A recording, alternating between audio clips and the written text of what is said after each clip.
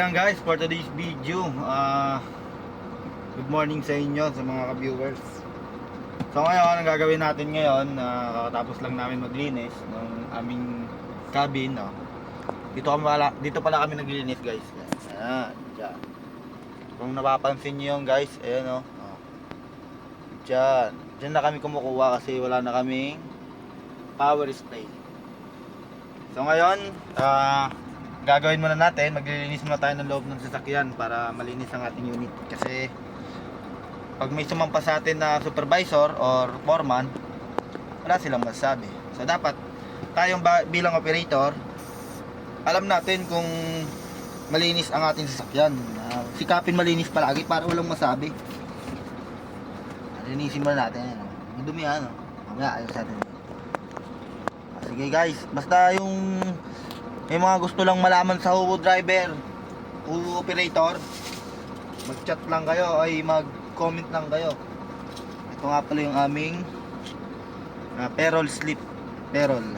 Dito mo mababase kung ilan days yung pasok mo. Ilan days.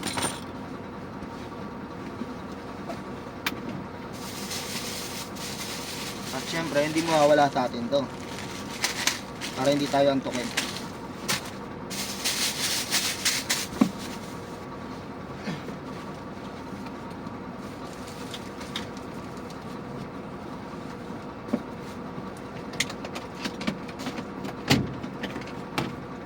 At ito naman guys yung ginagamit natin for communication sa ating pagtatrabaho. For example, may maglo-load ka, dito mo sasabihin na loaded 409 Uwo dump truck operator.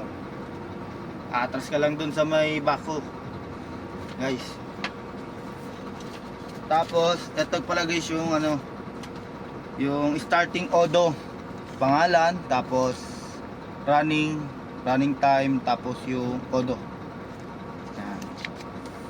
Basta guys, kung magtatanong lang kayo, make sure na comment lang sa baba, share, like, follow. Ayan lang guys, good morning sa lahat.